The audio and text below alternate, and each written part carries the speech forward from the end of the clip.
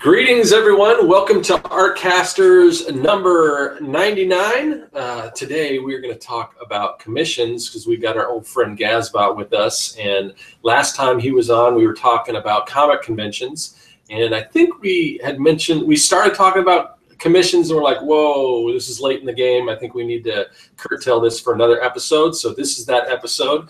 So first of all, let's kind of go around the room here and let everyone know. Whoa, are you there, Gaz? I don't see him. I think he may have dropped off. Oh, no. Okay, so we do not have our friend Gaz with us. Hopefully he will jump back on. So I'll kick it over to Josh. Josh, who are you and where can everyone find you online? Well, you can find me by looking up Joshua Kemble on YouTube and then subscribing to my channel. Oh, there we go. You can find Gaz right now. You can find me at quarterlystories.com too, which is where I pretty much post like all my current work on this crazy autobiographical graphic novel, Quarterly Stories. Gaz, where can we find you? Are you there? Well, you can find, yeah, I'm here. I didn't know we went live. I got kicked off. Sorry. I am everywhere on the internet where you want to be, and some places you don't. I'm Gazbot, almost everywhere. Once in a while, you have to use 2 T's, but mostly I'm on YouTube, I guess, and Instagram. And yeah. Okay, and you're on my channel, so you know where to find me on YouTube. You can also find me at Serkworks on Instagram, Facebook, all that stuff. So anyway, like I was saying, but Gaz wasn't here, so he didn't hear that. We were talking, last time we had Gaz on, we were talking about conventions, and then we started talking about, briefly, we wanted to talk about commissions, but it was late in the episode, so we wanted to do that on another episode. This is that episode. And I think of the three of us, I'm sure, just like before when we were talking about conventions, Gaz does the majority of the conventions between us three, and I think he probably does the majority of commissions as well. But I wanted to see, before we get to Gaz, because he's probably going to have the most to say on this because he does do the most commissions and the most conventions. But I wanted to talk to Josh first and find out, hey, so Josh, do you take commissions? Or have you? Or you know, it's so weird. Because, like, I have done drawings and stuff for people at conventions, but I have not really charged people money at conventions to do drawings. Like, you know, usually I'd get approached for, like, freelance or something, but I've never really delved into, like, commissions. And there's all kinds of anxiety that comes to me when I think of commissions. So I'm really curious to have this conversation just to kind of know whether it really even be something up my alley. You know, like kind of like the profitability of commissions, just like how you kind of go about it, like what the pricing is, all of that kind of stuff. So this is a really interesting topic because like I sincerely don't know much about it at all, but I do know it's got to be doing something because a lot of people are doing them at conventions. Have you, Scott, done them? I have. I've done them, you know, just in general, and I wanted to talk about, you know, con sketches and things like that, but just in commissions in general. So whether you're at a con or you take them via the internet or whatever, I've done, you know, both. And when I first started doing cons, I did take commissions. I never really advertised them, but some people would ask, and then I would, yeah, I did, which is sort of the way I do it now. I don't really advertise that I do commissions, but if somebody wants to commission me to do something, then I'm probably willing to do that depending on the subject matter and everything. But I probably wouldn't do it. I have turned people down at conventions just because I like to kind of, you know, be working the booth and everything like that more than taking commissions. Lately, I've turned away commissions, but I have done them in the past. So, but I find that interesting that you kind of have sort of a hesitancy or kind of a, you know, just I just never really thought about that, you know. Yeah, I mean, the one thing I'm also curious about, maybe we can like hopefully maybe like Gaz or you can like define a little better too, is like what's kind of the difference between like a commission, say just like a normal freelance job. Right. Like, I don't really know what the difference is. Well, a lot of times, I mean, when it does have to do with conventions, a lot of times it's, you know, a particular character So it's not, obviously it's not like for a company. It's usually something that they're going to have for their sketchbook or to put on their wall or whatever, but it's not something that they're going to, and I don't even know really the legality. I never really stopped to consider this, but if you do a commission for somebody, what rights do they have? If you draw something in somebody's sketchbooks, what rights do they have can they take that and make that their logo for their company? Or, I mean, that's something I never really even thought about. If it's an original character you do for them, or you mean if it's like a Superman? Well, obviously, if it's Superman, you can't, which is that's probably why I never really stopped to consider it, because most people, that's what they want, are copyrighted characters, so they can't really, use that. I mean, I guess in certain situations, like for instance, if you're a comic book store owner, you could probably take that and I have seen people take stuff like that and put it on their advertising or in their windows or, stuff like that, because they are selling Marvel or DC Comics or whatever. So it's kind of, I don't think, they really care if they're advertising their products. So you go into their store and buy what you see painted on the window or whatever. There is a difference, like, because Marvel DC sends posters, like, advertise their books. But if there was a comic book store that said, hey, we're Batman Comics, and used Batman on all their letterheads, like, they wouldn't still not be able to do that. In the old days of Yellow Pages, I remember opening the Yellow Pages, and maybe they had certain artwork that they could use or whatever, but you would see so-and-so comics. It wouldn't be Batman Comics, but it would say ABC Comics and then a picture of Batman, Oh, yeah. Yeah, now that you mention it, I kind of remember that too.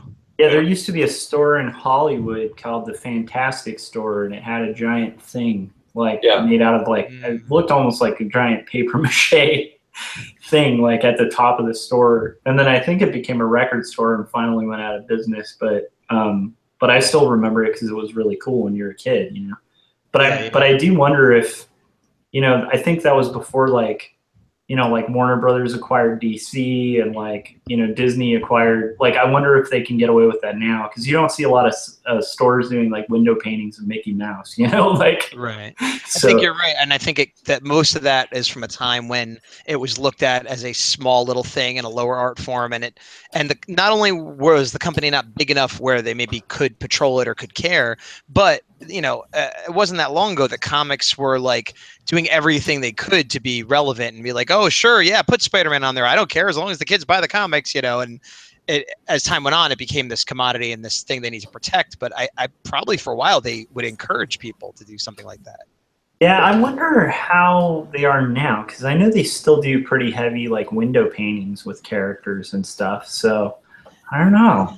That's I guess there's probably a fine line of what's okay and what's not, but even that is probably ignored, because unless somebody from Marvel happens to go to downtown and see that and want to do something about it.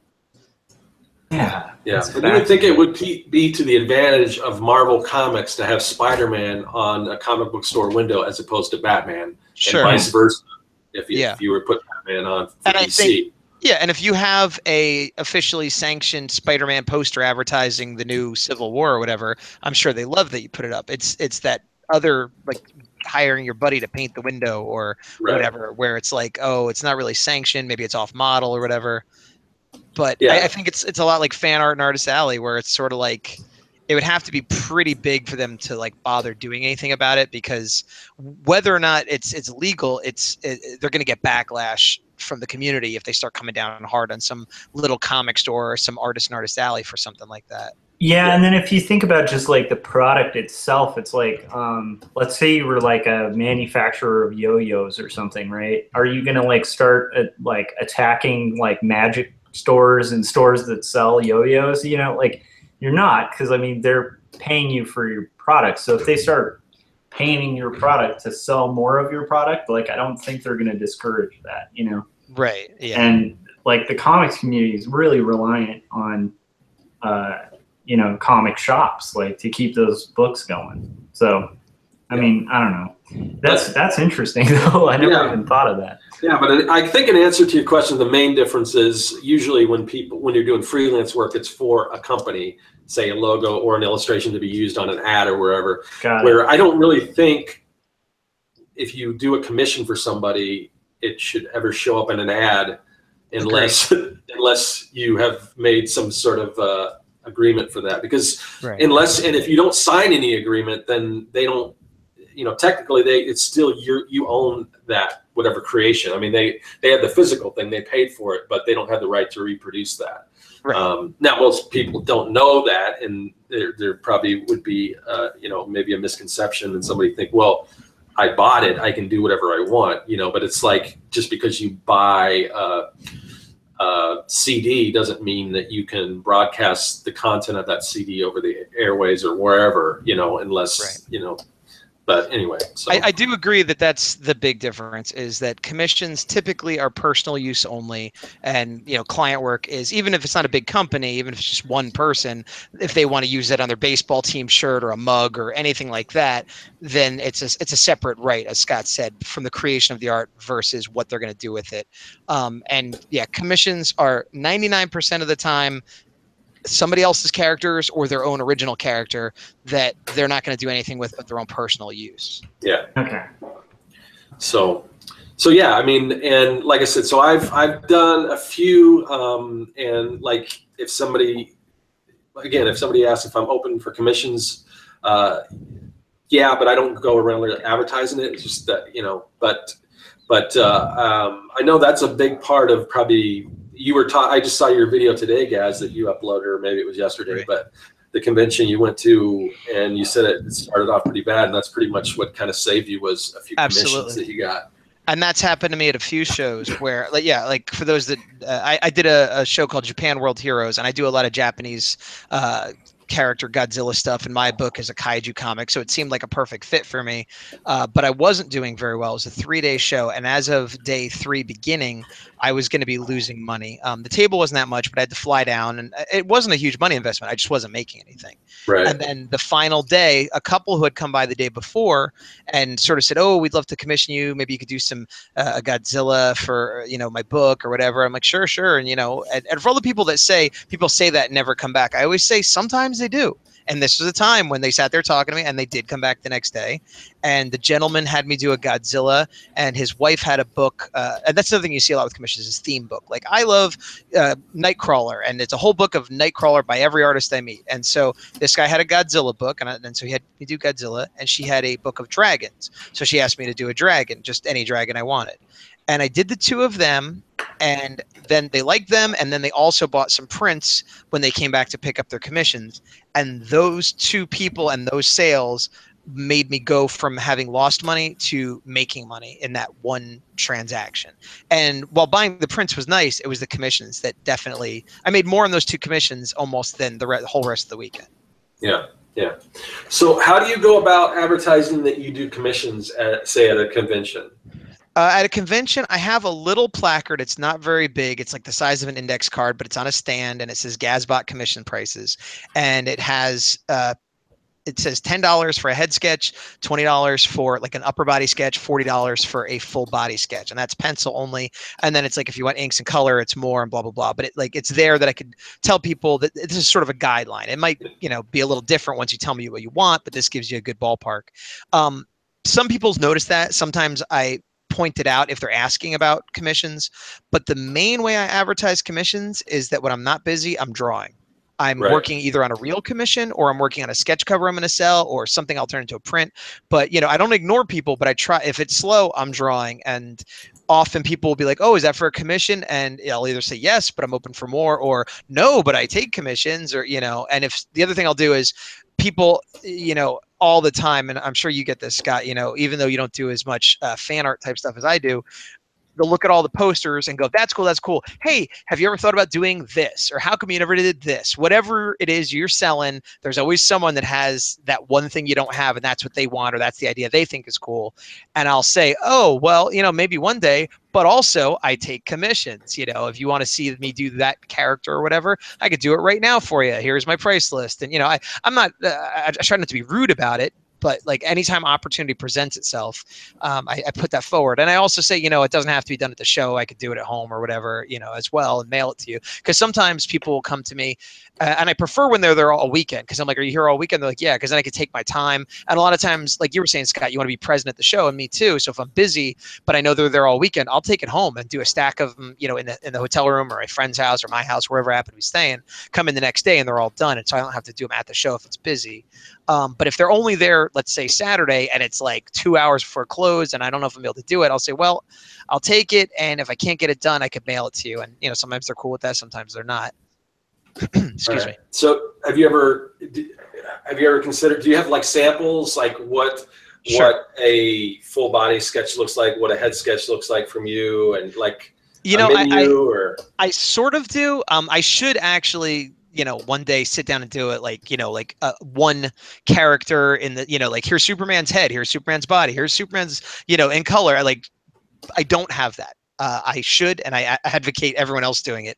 What I usually do is say, I tell them what's what, and then I have some original art and or print or sketches lying around that I'm like, yeah, when I do head sketches, they're on this size paper, and here's an example of one, because I always have some sitting around that, I did at some point. So I could usually show that, and then worst case scenario, I'm like, but this is pencil, so if you want ink here, so I have enough that I could give them an idea of what it will be like. And I often also say, if you're looking at that print, it's not going to be that detailed, because that took me 20 hours. I'm going to do this in like a half hour, 2 hours, depending on what it is you're asking for. Yeah. So I also try to set an expectation, not that I'm going to be lazy, but just you're not commissioning me for a fully done illustration for a magazine. That's not what you're getting. Right. Yeah. So in addition to convention sketches, you also do caricatures. And, yes. Go ahead. It sounded like there was a butt coming. I was going to say yes, but if you didn't bring it up, I never would have, because I don't like to let people know I do caricatures. Oh, okay. So you're sort of in the same boat I am with commissions in general with your caricatures. I guess, well, here's the thing. I do caricatures. I've done caricatures for years, and they make a good amount of money. But I like to be known as an illustrator or as a comic artist. I don't like to be known as a caricature artist. And here's why. Caricature can be art. I do not believe my caricature is art. For me, it is just a way to make money. And I did it for years, and I do it at parties primarily. But my nightmare, because I've had my local comic store owner is very supportive, and she'll hire me to come in and do sketches of Spider-Man for people and help me sell my book and things like that. And every now and then she's like, hey, you want to come and do caricatures for this whatever day? I'm like, no, I'll come in, and she'll offer to pay me. I'll come in and sell prints. I'll come in and do, comic book type sketches. I'll do whatever else. I'll be there. But my nightmare is that I go to a comic convention or a comic store to sell my prints or my comic, and someone's like, hey, can you draw me and my kids? No, I don't know. That's not why I'm here. That is not who I want to be known as. That is something I do just to make money. And if it didn't pay me, I would never do it again in my life. I have no passion for it at all. And again, there are people I know who are very good at it and make it an art form. So I'm not besmirching it as an art form. But for me personally, it is not art. Yeah, I was at this small little convention. It was at the state fair. They were trying to get a little convention going. They probably had maybe 10 artists there, and it was kind of like out of the way where most people didn't even go to. Right. But so there wasn't a lot of traffic, and it was kind of the same thing you were talking about. And so, I didn't have anything really to do. So somebody came and asked me if I could do a caricature of their kid or their baby. It was a baby. That's the worst. It's like, yeah, I don't know. I mean, I don't know if I can. It's kind of hard to capture a baby because I do more comic booky style stuff, and it's hard to draw a baby. And yeah. I said, look, and I probably shouldn't have done it because this isn't normally the way I would work. But I said, look, okay, I'll do this. If you're not happy with it, let me know, and then we'll figure something out. But yeah, they loved it, and I was surprised. I had no idea how they were going to react. But that's lucky. I would never do that. I would never say if you don't like it, because it's like I'm putting the work in, regardless if you're happy with the outcome. It's. So that was very generous of you. I'm not that generous. Yeah, I would normally not do that, but this is just kind of a weird show, and I'm just kind of sitting there doing nothing anyway. No, so right. But yeah, I know what you mean. So, but that's something we probably want to touch on as far as your process, like, how much money you put down, what, how you go about. Most of the time, if it's a show, if it's at a show, I usually get all the money up front. And The reason for that is they have no incentive to come back if they haven't paid. Right. The only difference is if it's like a sketchbook. Like actually, those people I don't remember if they paid up front or not, but that would be the exception where I wouldn't make them pay up front, because they gave me their sketchbooks that were filled with like tons of art from, you know, famous artists. So worst case scenario, they don't come and pay me. I get all this free art. So fine, you know. But if it's just like going to be on a piece of Bristol or a sketch cover or something, yeah, pay up front. A, so they have incentive to come back, and B, sometimes I'm not alone at my booth. And so anybody that's watching my booth or I'm working with knows that if somebody comes back and asks for their art, it's paid for. It's the same thing with prints. If somebody buys a print, I'll hold it for them till the end of the show, but it's paid for. So just to make life easy, anything I have that is like I'm holding, it's already been paid for. In full. In full, yes. Okay. Now, if it's an internet sort of thing, then I'll go half up front, half upon completion, because then it's more of like we need to trust each other. But if I'm sitting at a table, it's not like they can't find me. It's not like I'm going to run away. You know what I mean? The trust is all on on me trusting them in that case. Right. So, so when somebody does commission you to do a character or whatever, what you said you give them the option to either, well, if you can, if they're there all week and you can take that home or whatever. Sure. And then I heard I forgot where it was you were talking about. Some people they want to stay and sit there and watch you draw it. So I've had that happen. Josh is concerned because Josh seems, it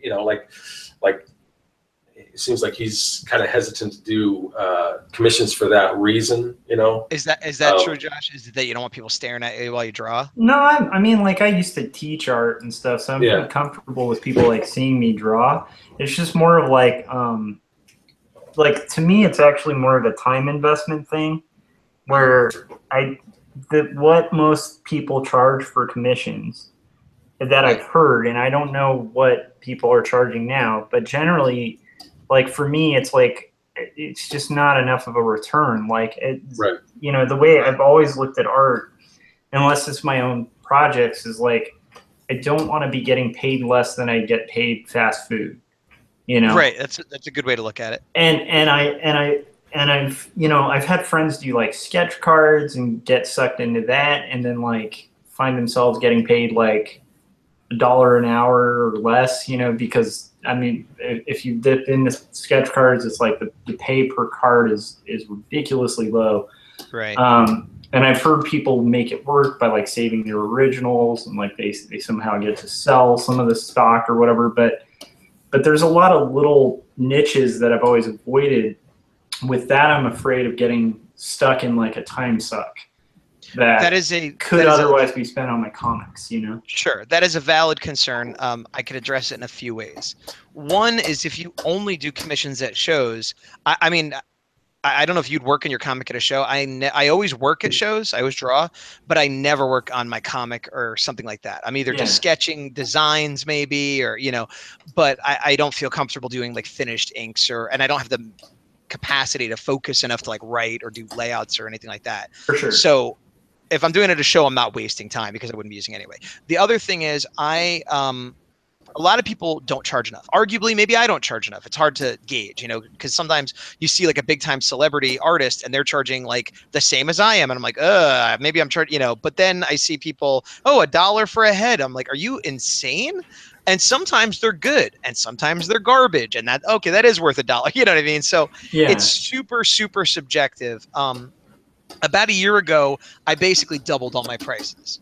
And that brought me to a sort of middle ground of pricing, I think. And I've had people tell me that I'm very reasonable, and I've had people tell me that I charge too much. So that means to me that I'm about in the right place, I guess, in terms of what other people are charging. And the reason I raised my price was because I would table with people and my wife and whoever, and they'd be like, this person came up and said, hey, here's $5, do me a pencil head sketch. And then I would do, they asked for Darth Vader, let's say, and I do like a 9x12 Bristol Darth Vader, but because even though it's pencil, you need all that black, and I'd work on it for like an hour and a half for $5. Yeah. And that's what you want to avoid. So I said, well, you know what? I did two things. One, I doubled all my prices. So now a headshot's 10, which still is not enough money if I'm working on, something for an hour and a half. But for headshots, I now take the 9x12 paper and cut it so it's 9x6. So headshots are only 9x6. So it limits how long I could spend on it because I don't have to fill all that paper. Mm-hmm. And then, and that's for just pencil. And then most people, I say it's $10 for pencil. It's double if you want inks. And when I do ink, I could put a little bit of gray in, or I could offer color for a little bit more because I bring Copics with me. And most people, unless they're like broke or a kid or something, will spring for the inks. So it's rare nowadays that I get like a pencil head sketch, just because of I don't know why. I guess people see the difference and they figure, for another $10 I might as well. So smaller paper, higher prices, because, and also I was just unable to do that super quick sketch. Yeah, it's certainly quicker than what I would do at home, but rather than I raised my prices because I knew they would be getting their money's worth, basically, if that makes sense. Not that I'm putting my ego into it. I mean, it still might be bad art by somebody's opinion, but they're getting the hours put in, and it's as good as I could do, in that time. The other thing I do sometimes is I've actually told people no. And this is more recently, because a lot of this is, when you need to make table, you do stuff like what Scott was saying, like, I just got to make some money because I'm sitting here and whatever. And I get that, and I've been there. But some shows, if you look at my table, it's like I got my comic, I got my prints, and it's like 75% Godzilla type monsters with a little bit of Ninja Turtles and a little bit of, Japanese superheroes. And that's most of what I have. I have like one Star Wars thing, but like, so sometimes people come up and they're like, oh, can you do, again, Superman or something? It's like, sure, it's not exactly my specialty, but it's not like I can't draw Superman. I usually encourage people. I'm like, I'll do whatever you want. But if you look, I do a lot of monsters and robots and Japanese armor. Like, maybe that's something you might want to get from me. Yeah. If not, and if they go, no, I really want Superman, I want to see how you do Superman, fine. But again, we've set an expectation. But I've also literally told people, like, people have come up and been like, oh, could you do, like this Lady Death? It wasn't Lady Death, but that type of character, like a hot, anti-hero girl where it's all about sexy boobs and kicking butt. And I'm like, I don't really do that at all. Like, I can't remember the last time I've drawn a character like that. And if you want like a sexy kick-ass woman, I don't think I'm your guy. I mean, if I took enough time, sure, I could do it. I'm an artist, I could figure it out. But wouldn't you rather get something that's more my specialty, or go to an artist who that is their specialty? And sometimes they're like, you're right, and they leave. And sometimes they're like, you're right, do me a robot, So, but it is all about managing expectations as well, because I feel like if I'm honest with people, that takes a lot of the pressure off. Because I used to just take anything. Oh, what do you want? You want a race car with some, a dog and this and that? Like, sure, I could do that, and then I'd be like, oh my God, I've never crowd scene. Sure. Right. And I'd be like, I haven't drawn half this stuff before in my life, and this is taking forever, but I really need that $10, And so, I've tried to raise my prices, make my paper smaller, and set expectations. And it's not a perfect system. I still sometimes get stuff that I feel like I undercharged for, but it also goes the other way too, where sometimes I'm like, ooh, I told them the price and it was way easier than I thought it was going to be, so it kind of balances itself out for me, if not for the individual consumer. But I do get a lot more on brand sort of requests nowadays, I think. What I think would be, oh, sorry, go ahead, Josh. No, go ahead. I was just going to say, what I think would be cool, and it's kind of a way to upsell somebody too, is if somebody comes to you and say they do want a Superman, you can say, well, I can do Superman, but that's not necessarily what I do. I do, kaijus, or how about Superman fighting a kaiju? And then, then you got two characters, and then you upsell them on that, I like that plan, but I think that would work with a very small percentage of people that had a lot of money, and because I I haven't done that exact thing, but I've had many times somebody's like, "Oh, be cool to get like Venom and have him like fighting somebody. Have him. Who do you want me to fight him?" And I'm like, "I don't know. How about Mysterio?" I always thought Mysterio was. Oh yeah, Venom fighting Mysterio. Okay, so that's $40. I'm like, well, no, it's 40 for Venom and 40 for Mysterio. Oh. So like people have lofty ideas, and then when they realize the more complicated they make it, the price goes up. They usually scale them back, in my experience, with a few exceptions. But that's why I think the menu thing, and I don't know you kind of explained your setup a little bit, a price sheet, but I've seen people have a menu that says one character this, full body, you know, but it breaks it down and it specifically says one character. That's pretty much what I have, but I don't have visual aids. The visual aids come where if the prices don't scare them off and they want to have more of a discussion, then I start pointing out pieces and to talk, because I'd rather that anyway, to have a conversation about what I do and what they're looking for. Because like I said, like using the Lady Death example, I don't want them to go through the whole menu, pick what they want, and then be like, all right, here's $80. I want Lady Death. And I'm like, wait, I'd rather have the conversation first about what they want. Because also I say these prices are like baseline, you know, and usually they work, but sometimes they go up, and a few times they've gone down. Like if somebody's been like, oh, I want Ultraman fighting Godzilla, okay, that'd normally be 80, but maybe I'll do it for 60 because I like that and it's fun for me, you know, so I'll cut you a break. Or maybe you're a kid and I'll be a little, you know, so. But on the other side, you know, they're like, I want Venom fighting Mysterio. Okay, no problem, that's so much. And then they're like, but I want them to be in this pizza parlor that me and my friends are at. Here's a picture on my phone. Like, all right, this price is going up now, you know, like. So, but not everybody understands that, and very often those specific requests get dumbed down real quick when the money goes up. So then, do you limit most of your commissions to mostly at conventions? Like, well, how does that work? Here's something funny. I don't as of right now. I'm going to, in a few weeks, do that exact thing. But that is not how I've been doing it for the last couple of years. I've actually solicited to try to get more commissions that I could do at home. And I have done commissions at home. Sometimes it's people that follow me on Instagram that, you know, are like, hey, do you take commissions? And I do it that way. Sometimes, very often, it's somebody I saw at a show that has a print or my card and gets in touch with me later and they commission me, but I end up doing it at home and mailing it to them or whatever. But I'm going through a transitional period soon where I'm going to be trying to take as little work as possible so that I can focus on my comic as much as possible. And one of the things I'm doing is I just put up a thing on Twitter, like, if you've been thinking about commissioning me, do it now, because in like 2 weeks, I'm stopping taking commissions. Now, that the caveat is if I'm at a show, I'll still do it because, again, that's not wasting time. That's using time. But the at-home commissions, I'm going to put a hiatus on that for a while. But previously, sure, I would go ahead and do it. And the prices would be basically the same, but the quality people got would usually be a little higher because I could just work on it whenever I felt like it at home. So just by default, it ended up coming out better, even though that wasn't my intention. Yeah. So like, how many will you usually knock out in a convention? Like, out of curiosity. It varies. I would say the average convention I'll do 2 or 3, but but that's not an all day thing. Like I could do 2 or 3 in like half a day, but some conventions, it's if I get like 6, 7, then it starts to be tough because if it's busy, then I'm like really sweating to get it done. And, you know, that's when I say, like, look, I'm not sure I'll be able to get to this, you know, but again, it's all about setting expectations. So I'm like, I'm not going to take your money. Give me your phone number. I will text you if I have time. And, you know, like I try to be very transparent with people. I don't try to pretend to be a superhero, you know, and just sort of tell them, like, I've got 4 people ahead of you and I've only got 1 day and it's busy. So, you know, and I think people appreciate that. And sometimes maybe I lose a sale because I didn't lock them down and they went somewhere else, but I'd rather do that than disappoint them. Well, I don't know. I mean, there's like an old saying about sales where it's like a kind of a new salesperson has somebody walk into their shop and the person's like, you know, oh, I'd like this item. And they go, okay, and sell it. That's a new salesperson, you know? Right. A smart salesperson is going to be really patient and smart about it. So when the person comes in and goes, I want this, they're going to say, okay, that's an interesting idea. Let's talk about this other stuff. You know what I mean? Sure. Yeah.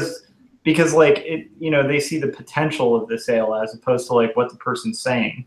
And part of like, I honestly think like ethical and good sales is just being transparent because people are surprisingly forgiving when you're honest. When you're dishonest, people get mad, you know, like I agree 100%. You know, and I mean, when I first started freelance, it's like I'd make promises I couldn't deliver on. And I think that's pretty typical of like new artists, because you want to be the guy who's like, yeah, I'll get that to you in 4 hours, you know?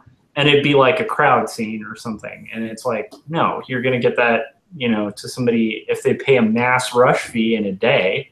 Right. And, you know, if they don't, you're going to get it to them in like 5 or 6 days, maybe a week.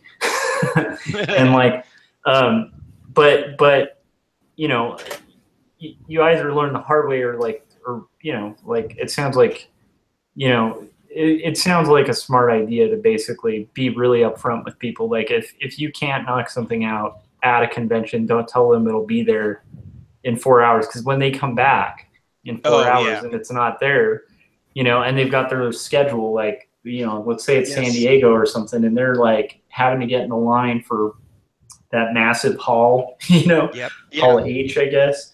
It's like, they're not going to be very forgiving that you like are making them lose their schedule. So I agree. And I've never had it go quite that bad, but I have had it in some smaller shows where, you know, I'm like, oh, it should take about an hour. And then, you know, they pop by and, oh, is it ready? No, sorry, you know. And so now what I do is I say, I'll give you an estimate, you know, I'll say this should take about an hour. There's nobody ahead of you, but if it gets busy, it could take longer and things could come up. So it should take about an hour, but you know, I'll let you know. That's why I take their number. You know, like if you want to come by and check it out and see I'm doing it, that's fine. But don't rush back in an hour because it might not be ready. So I give them an estimate, but I make it clear that it's just an estimate. It's very smart. Yeah, I guess I kind of can see where it would be advantageous. Do you find that like it, because that's the other thing. It's like you want to also be actively working your booth. Well, I did, you know, as much as I want to distance myself from it, I did caricatures at Six Flags for like 4 or 5 years, and I still do parties from time to time. So it's not at all difficult for me to draw and talk to people and paying attention. You know, like that's something I mastered a long time ago. So, you know, I don't see it as a choice I have to make personally. That's good. So like, yeah, I don't know. For me, I'd work, like, I don't know, Scott, like, do you find that when you've done it because you've done it at conventions, right? Yeah. The first few conventions that I did, I took commissions, and I've seen people that, you know, and like, I don't know if you know Travis Hansen. No. So he does a comic called The Bean, and he's got a book. I've heard of that comic. Yeah. Yeah. So, well, I think he may have moved on he's doing some other stuff now, but he does tons of, you know, original art and everything like that. And he does his whole model, and I assume he still does this, but he does free commissions, and he makes it actually work. I mean, I wouldn't recommend that to everyone, but he's found a way to make that work. That's basically what he does at conventions. But he's got helpers that are out there selling his books and things like that. And they're usually, you know, they're quick and everything. I think I'm trying to remember if it was free.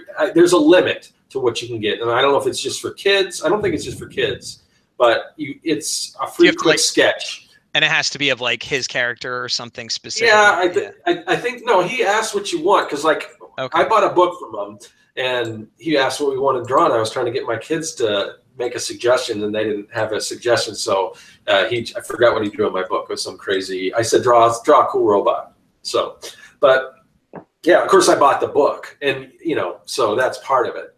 But you don't have to necessarily buy the book. But that's his whole model. Is he does these free sketches, but there's upsells, you know, it might just be a face or something simple. And if you want, then, you know, cause he also sells, you know, sells commissions and things like that as well. Right. So I've seen people that, and he does really well at conventions. So, you know, you just got to be smart about it. I would not recommend to almost anyone to do free commissions, but he's found a way to make it work. So it's interesting.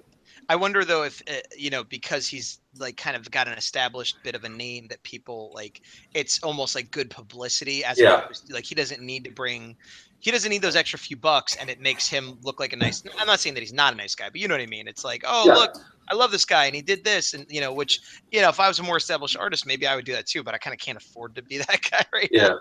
But I think the the point I was trying to make, and I may have shifted away from that, was that he has helpers that will take care of his booth and do all that. So if you're in a position where you have somebody that can kind of man your booth or somebody there to help you, then there shouldn't be any problem taking commissions, really, if that's something you want to do. And I just going back to kind of Josh's earlier statement of whether he's kind of on the fence, whether that's something you want to do, and it's kind of based on price.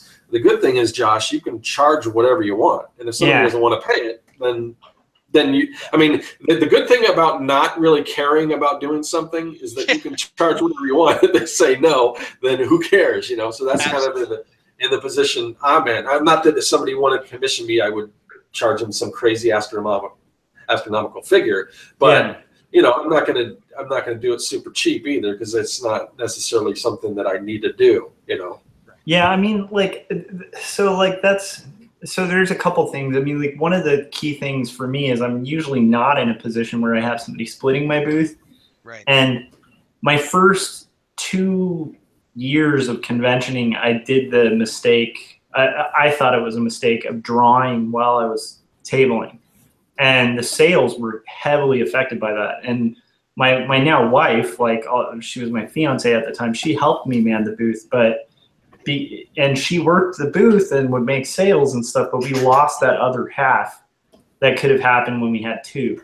Well, that goes back to the skill of being able to split your attention. If you're the kind of artist, either currently, I mean, it might be something you could overcome too, but if you currently are like, I am absorbed in what I'm doing, I don't look up, if people talk to me, I don't hear it, then that's going to be a problem. But like I said, when I'm drawing, I draw a few lines, I look up. Like even right now, I'm drawing and I keep looking up at the screen. I don't have to, but I'm just trained that way.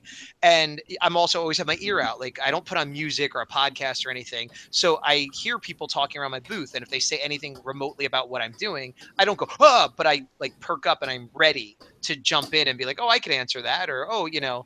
Or, you know, I'll even just do, because I worked in retail a lot too. So I do the old, you know, oh, they're within 10 feet. I'll look at them. They're within 5 feet. I'll give them a verbal greeting, and I'll be drawing, and I'll look up and go, hey, how you doing? They'll start looking. Hey, feel free to look. If you have any questions, let me know. You know, don't worry about interrupting me. You know, just let them know that it's okay to interrupt me. But I'm also, again, present. I see them. I've acknowledged them. I'm listening to their conversation, not in a creepy way, but, you know, I'm ready. And maybe some people don't do that or can't do that, but I do think it's a skill that you could learn, because I learned it, you know? Yeah, I mean, like, that's the thing. Like, I can talk to people while I'm drawing. I mean, like, I think that's just something you kind of, you end up picking that up, like, in an art class pretty much, because, you know, when you're hanging out with other art students, it's like you're gonna talk to them while you're working. So it's like, in a weird way, I think a lot of artists are, for me, I'm more comfortable talking to people if I'm drawing. Right. So that to me was kind of the theory on it. Maybe I mean, I probably wasn't, like, I didn't have that experience at like Six Flags, you know, that you're talking about, like, with engaging people. And so, like, maybe you're on to something I'm not when I have drawn. But like what I did notice, like, if I'm like, you know, whether you're split in attention or not, like, your attention is temporarily divided if you're drawing, you know? And so, like, for me, I found that, like, when I was fully engaged with people, when they approached a booth, most of the time that would translate to way better sales. And that might have been a personal thing, but for me, I noticed when I approached it exactly like I would retail when I was working cashiering, where it's like, when you have somebody, like, I just imagine, like, if I were in line for, like, Taco Bell or something, I'm naming that because the one by my work has terrible customer service, right? And I've worked that kind of position, so it's like I get extra urge, just like everybody who's an old man like me, you know, like, where it's like, I'm like, hey, you know, like, give the customer your attention, right? There is something great when you walk up to, like, order food and the person's like, hi, how can I help you? Like, they're instantly there with you. And it makes you feel comfortable. And for a lot of people, I think, who are kind of nerdy, who might kind of lurk, and this is what I noticed, the sales that I missed when I was drawing, was the people who they don't draw in. They kind of swing by, and maybe they're uncomfortable to come closer, and you can draw them in. And that, to me, like, that was the thing that was huge. And And I do worry that, you know, that I'd have like a kind of split focus. And so like it probably does come down to like, I don't know if I have that skill. Well, you know, let me say this, and I want to preface it by, this is not me telling you you are wrong, although it will sound like that. I don't have that experience at all, because we're different people. Everybody's a different person. And not only is my, for lack of a better term, sales technique different than yours, but my consumer technique is different in that when I walk around Artist Alley, anybody that is like saying hello to me when I'm 10 feet away from their table, I'm like, I'm avoiding that table. Anybody that's like, hey, did I tell you about my book? I'm avoiding that table. Even if they're doing it in a pleasant, not too in your face. My favorite thing, and this is probably why I work the way I do, is if I go by, I look at a few things, they acknowledge me, and then leave me alone. And then if I have a question, and now I understand not everybody's like me. You're right. Some people are shy, but I think a lot of the way we approach our, for lack of a better term, customers is how we would want to be approached. And so I very much get what you're saying, and I'm very much not saying you're incorrect, but I think you might be right for you, and I might be right for me, because you know, if I did it differently than I do, I would feel disingenuous. And like, I've seen those people that are kind of like a little shy, and I feel like if I give them a little smile and say hello and leave them alone, like, sometimes that's enough, you know. And I've had other things where when I am feeling a little bit like, oh, I'm not making any sales, I'm like, hey, how you doing? Do you like Godzilla? And then they're like, oh, bye, you know, like, so I'm like, I don't know. So well, go ahead. I think there's, so, I mean, I definitely, I get what you're saying, but I think there's a difference between being present and visually reading people and being a carnival barker. There's a clear delineation between the two. One is like, you're looking for nonverbal cues, which is like, that's the big thing. Like a friend of mine who's got it mastered, like way better than me.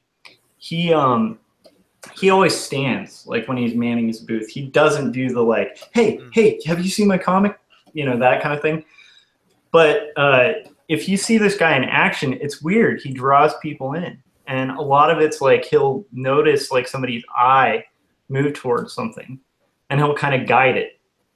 It's a crazy thing, and it's a skill that like I really want to get better at, honestly. I've seen like salespeople at my work do it too. It's like selling something without even, like, you're pointing at the wrong thing. Like you guide people to the thing you don't want sold, and then gradually they end up where you want them. It's a very crazy thing, and it's not disingenuous if you do it in a correct, ethical way. And that's meaning, like, you know, if you notice somebody seems like they'd be into something, it's got to change and gear towards the person, you know, because like I said, there's some people who like are clearly just kind of uncomfortable, but they want to approach, and you can kind of read that. And then there's other people who like are totally like I'm exactly the same type of person that you're describing. I don't want somebody talking to me. Especially, it's really uncomfortable if I go by their booth and I'm not really impressed by the work, and I'm not planning on buying anything. And then I have to feel most guilty. booths, if we're being honest. I mean, yeah, and I'm sure like a lot of people who come by my booth, you know, are just like, I'm just not like, you know, maybe they came and they wanted, you know, superhero stuff, and they're gonna go through and most likely they're gonna be like, this isn't my kind of thing, you know. I don't want to make those people feel like, give me money or you're going to feel really uncomfortable leaving here, you know, like that's the worst. But I do think I think you're onto something in the sense that like you probably do have a way of kind of engaging people when you're drawing that comes from that experience of having to do that like professionally. That I honestly probably haven't worked that skill. Maybe it's something like I am kind of interested in this commission thing. So it's something I'd be interested in, you know, like. Yeah. Well, I mean, it's definitely helpful. And when I'm not drawing, I do stand like your buddy. If I'm sitting, it's because I'm drawing. I try to always be standing. And that also comes from Six Flags, because if you were drawing, you could sit. If you weren't, you had to stand. But my whole sales technique is very passive. My whole sales technique is, I'm going to be friendly. I'm going to talk about whatever you want to talk about. You want to talk about a Godzilla movie? You want to talk about my shirt? Whatever. I'm going to smile and try to put you at ease. and you're spending time at my booth, hopefully you're enjoying my company, you know I have stuff for sale. There's no reason I have to point it out to you. Now, the only time I get salesman-y at all is if somebody's buying stuff, then I say, well, you know, I do have buy two, get one free. Or, oh, you like that Ninja Turtle? Just so you know, I have the other three. Or, you know, oh, I see you bought 3 Godzilla prints. I do have a comic that I created with a monster kind of like Godzilla. So, but usually it's once they're already like shopping. Yeah. I don't ever say, hey, do you want to shop? I say, hey, do you want to talk? And then let them tell me if they want to shop. That's pretty smart. Yeah. Then again, it's not like I'm making tons of money every show, so maybe I should be selling more. Well, I don't know. You know, it's like there's I think we're in agreement on this. Is like, you know, there's kind of 2 different approaches to sale. There's the hard sell and the soft sell, and honestly, I think the best way is the soft sell, because the hard sell ends up with people who maybe bought stuff they didn't want to, and then and since the comic convention scene, like a lot of your interest, especially with conventions, is to like bring back, like you want return customers. You don't just want, you want people who maybe like come back the next year and liked what they got. Absolutely.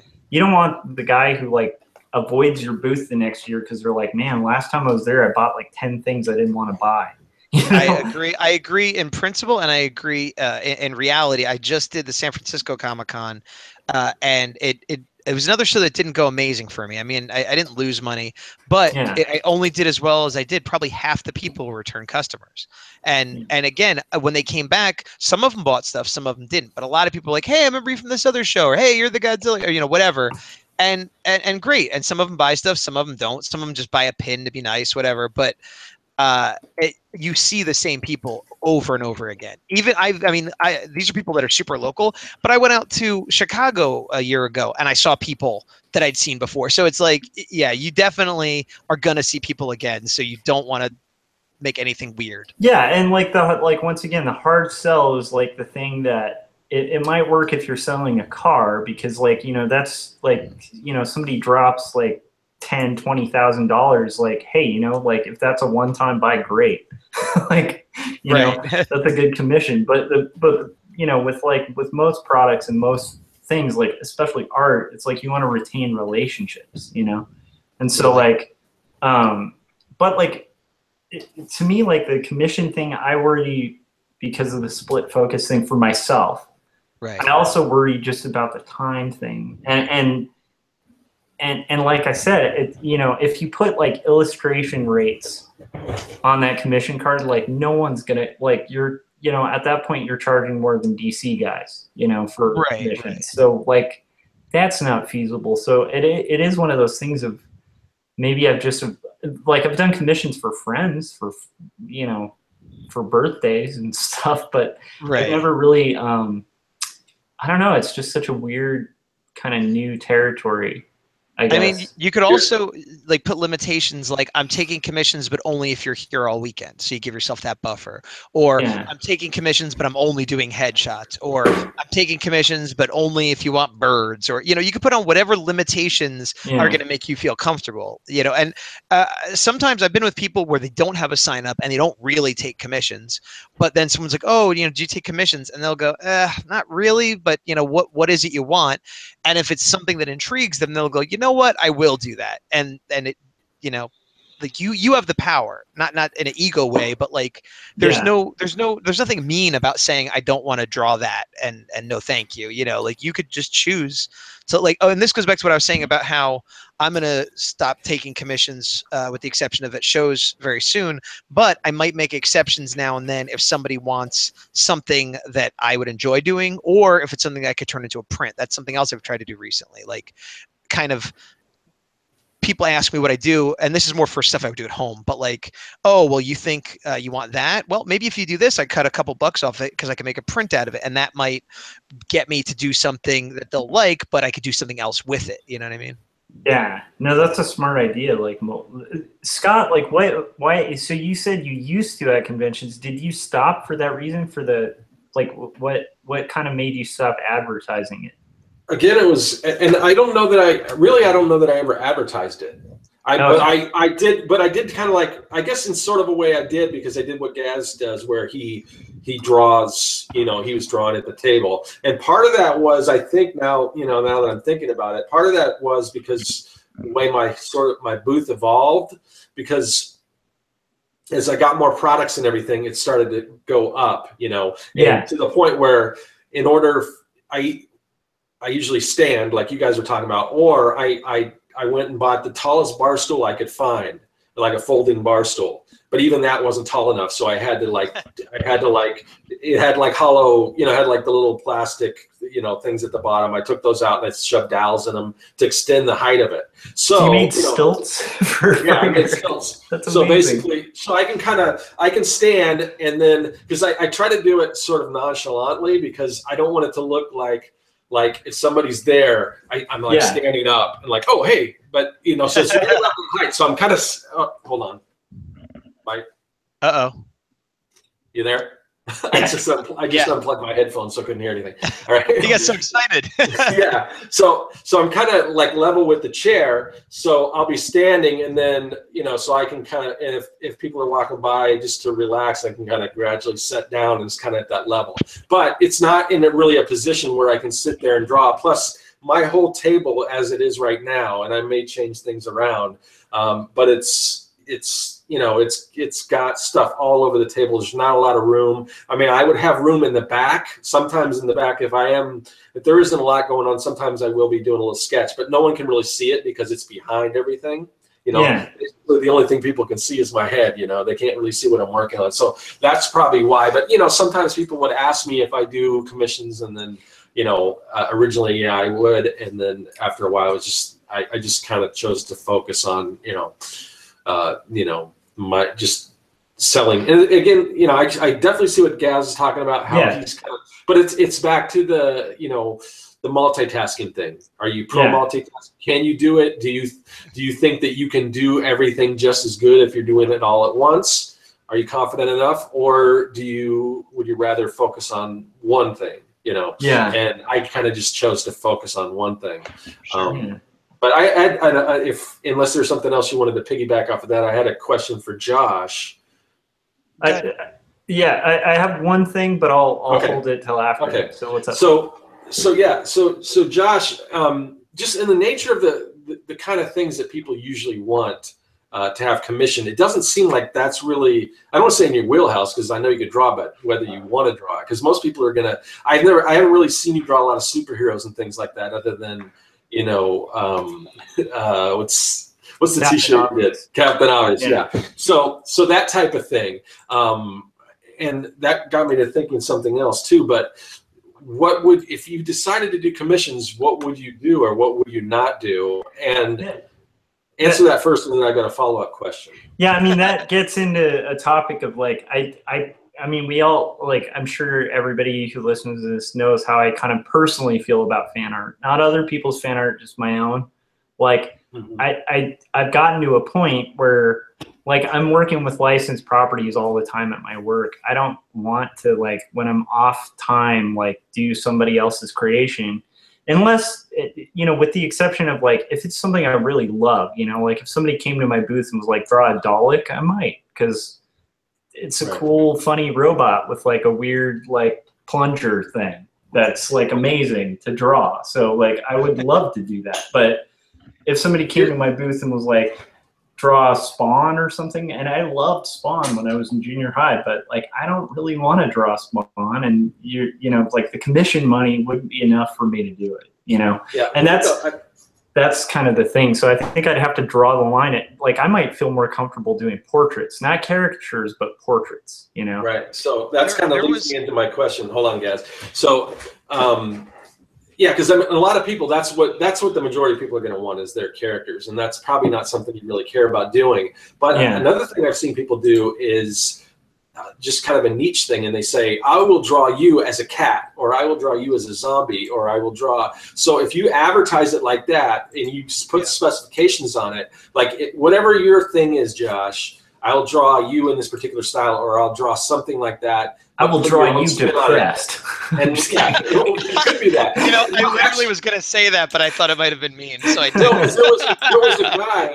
There was a guy selling these things called, what were they called? Emo heroes, and it was fan art, but it was it was just all superheroes with sad faces, and one's like Batman. It says, "My parents are dead." And, the whole thing was like, and my girlfriend saw this, and she was like, and she reacted to it. She came back and, "Oh, you got to check out this." And I went and I looked, and it was like, the artwork didn't really appeal to me, but I liked the idea. Yeah. But anyway, so I mean, something like that you can definitely do, and I think that's another way to go about it if you want to, because that way you spelled it out. You know, I don't really want to do this, but this is what I do offer, and it's kind of a specialty.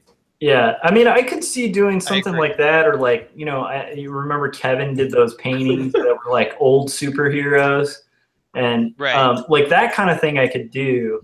I feel like there would have to be some kind of conceptual reason for it, you know, like, but like, you know, there's a mix about it, right? Because if it's a little kid or something and they want, like, I've done that at conventions a million times where, like, you know, a little kid's hey, I want a drawing of Superman. And I'm like, sure. And I do it. And I'm not even going to charge them most of the time. I would say the only time I give free drawings is if it's a little kid, and then I'll just do whatever, Because that I relate to, because I was a kid at one point and I was so into Spawn, I'd go up to artists who had nothing to do with Spawn and be like, "Can you draw Spawn?" And so I have that memory implanted of like being shot down, you know? And so now I'm like, well, I can draw that, you know, well enough to where like a little kid will dig it, you know? Yeah. And if you give it away for free, there's no pressure to be good whatsoever. Oh yeah, for sure. And I've done those books, you know, like there's one that was going around for a long time where somebody was really big fan of Death, the High Cost of Living, and they had all these drawings of death and were like, "Can you draw in this?" And I'm like flipping through it, and there's Chris Pacello and all these guys that really dig. And that's one of the books that got me into indie comics. So I was like, sure, I'll add to it, you know? But like, I've never, like, I am kind of curious how I could make something like that work. You know, maybe it would just be generic characters. Like, I can draw whatever you want as long as it's not licensed. Like, I might be more comfortable with that. I think most people wouldn't even know what that means. I don't know what that means. I got to be honest. I think what Scott said is a, maybe not literally what he said, but that type of thing is a better path, because you have to give someone something to latch onto. And if you're not saying, "I'll do whatever you want," you have to let them know, you know, define it for them, even though it seems like, oh, well, give more freedom. I'll just draw any, you know, like saying, "I will draw you as a cat." They understand that. Or, "I will draw any turtle in the world." You know, whatever, however narrow it is, if it's clear, people will understand. And some people will be like, "Oh my God, I love turtles." Other people will say, "Hey, I'm a hipster, so I'm going to do this because it's weird." You know, but there was someone at Japan World Heroes, a Japanese artist, I forget their name. And the guy I was tabling actually was super jazzed to go see them. And they do a lot of weird conceptual, like bodies falling apart stuff. And so what they would do is, if you got a commission, they would draw you as one of these, like, you know, I don't even know how to describe it, like Pink Floyd The Wall-ish, like, I don't know, just like, oh, like my skin's unraveling, and look, my eyes fell out of my, you know, just very gory, but done kind of beautiful, if that makes sense, like not gory. And so what they would do is they would do you in that style, but they'd say, "Okay, here's like 10 different things to pick from. Do you want your brains falling out? Do you want your hands, you know, whatever?" And they would do that, and people were digging it, you know, because it was super specific, but they knew what that like narrow margin was to choose from. So I think absolutely limit it to whatever you're going to feel comfortable with. But whatever you just said a minute ago about, like, I'll do things that are people, but not like, I don't know what that meant. I don't know what that just meant. Not, you know, like stuff that's illegal, basically. Right. Well, no. I mean, I literally understand what it means, but I wouldn't know what to ask you for then. Oh, yeah. No, that makes sense. To be honest, most people don't understand the legality of fan art. It's people that go to a convention, they don't understand, you know, like, this is somebody else owns this character. It just doesn't register with them. Most, you know, so when you say you don't do licensed characters, or you don't do anything that's, you know, trademark somebody else or whatever, they just don't get it. They don't understand. He's right. Yeah, so I'm almost wondering if even that would fit my niche to do commissions, you know? I mean, I definitely think selling originals, but I don't even know if that would fit, you know? I think there's a way in my wheelhouse. Yeah, I think there's a way to do it. I think if you do find out what that niche is, if there's a way you can work that into sort of a commission. But that leads me to another thing. When you say you do, you know, what was the thing you just said? You don't do commissions, but you do whatever. portraits or whatever. Yeah, I wouldn't mind doing portraits of people because those are super easy and quick and like not caricatures, but you know, I'm pretty good at life drawing. So yeah. So, but as far as Gaz, because I know that sometimes when you're sitting there, you'll be just drawing. Say you'll start drawing a Power Ranger, and you were talking about that in your video where you put it up to kind of show people that you do commissions or whatever, and no one cared. But, yeah, no one cared. But so what's the difference in, say, price range between, because I'm hoping you're charging a little extra for something custom, because say you do something on your own and then you sell it as a sketch. Is there a difference in price for that versus your commission versus your custom, commission? Usually not. Okay. And why is that? Well, because if I sit there and take my time drawing with no pressure, a character I decided I felt like drawing, it's actually easier than when somebody comes up and tells me to do something. So, right. But that's why I'm saying you should probably charge. Okay, but the price I'm charging them is already like the price I feel comfortable for the type of work and the amount of work I'm doing. So I'm not going to come down on the stuff I do that isn't for someone. But I'm not going to go like I set the price by commissions, by this is the money I want if somebody asks me for something. Okay. Then when I do it on my own, I'm like, well, this is what somebody would have got if they asked for it, so I'm just going to charge the same. Now, occasionally, I actually charge more for the thing I do on my own, only because I spent more time on it and it came out especially good. I'm like, you know what, that's more than I would do for somebody. But I base my prices on requests, and stuff I do on my own, I just price it the same to keep it consistent too, because I don't want somebody to go, oh, I see that you did this Darkhawk color head sketch and it's $20, so I want something like that. I want them to go, oh, that's $40, so if I request something it'll be $40. Now that being said, if you tell me I want Darkhawk's head in color on a head sketch, sure, give me $40. But if you say I want Darkhawk and he's eating some French fries and, again, price goes up. I want Darkhawk, but he has horns like Satan and he has okay, price goes up, because it stops being a quick request and starts being like a client that's giving me notes and specifics. Yeah. So I had this thought, and I hope it's a good time to interject it, but it was like, so you used to draw at Magic Mountain and like, no, just to be clear, it was Six Flags Great Adventure. Okay, Six Flags, sorry. So you worked for Six Flags, like you were drawing there. They had a setup, right, where people could like watch you draw? The way there were several. Yeah, I drew on an easel. There were several stands, and all of them, either the crappy ones were just like a little booth with a register and then huge umbrellas. The better ones were actually, a booth, but it would have 2 walls or 1 wall. So it was wide open, and there would be 4 easels set up, 6 easels set up, and there'd be anywhere from just me to 4 artists, 6 artists, 8 artists, all working at once. And people could see what all of us were doing all the time. So question, do you have that kind of setup when you convention? No, I don't at all. But so Scott was saying before how sometimes he doesn't have enough room. Whenever I convention, with a few exceptions, if I have to like split an artist alley table with somebody and there just isn't going to work, 99% of the time I say, okay, here's like a 4-foot area, or that 4 foot, that's too much, a 2-foot area in front of me where I have room for my pencils and my pad. And this is my pad stays on the table the whole time. I might not be drawing that minute, but whenever it's time to draw, it's right there. And if you're looking at my table, I might have something in front of it, but it'll be flat. It'll be, a piece of original art. It'll be my print book, so that you can always see what I'm drawing. Now, it's not the same as if you're standing behind me, but plenty of people walk over and go, oh, look, he's drawing, take a pic. What is, so I know for a fact people can see, maybe not as well, but they can see what I'm doing. So here's my question though. Like, so do you think you could increase your sales and commissions by like approaching it as if you were like the like when I think of like a really good setup that like draws you in, I think of like New Orleans Square at Disneyland, like where they have those the portrait artists who do like the pastel portraits. They're like right in the corner, but like the way they have it set up with easels and like all attention on the drawing, like it really draws people in. And I was thinking about that. I don't see that a lot at conventions, and it just dawned on me.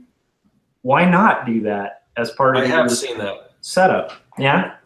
I've seen it, like a company, basically a caricature company, probably like the ones that hired Gaz, would set up, and they have a line of maybe 5 people at a convention. They see caricatures, and that's what they're doing, is caricatures. I've seen the same thing, and they'll be like any superhero, any pop culture, sci-fi character, and those setups look similar to what I used to work in.